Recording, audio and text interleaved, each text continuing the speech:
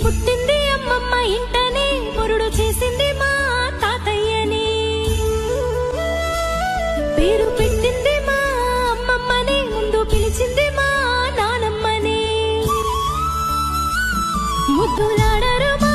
మావయ్యలు మురిసిపోయారు మా అత్తమ్మలు మా అమ్మమ్మ ఎప్పుడు కాపలా చూసుకున్నది కంటికి రెప్పలా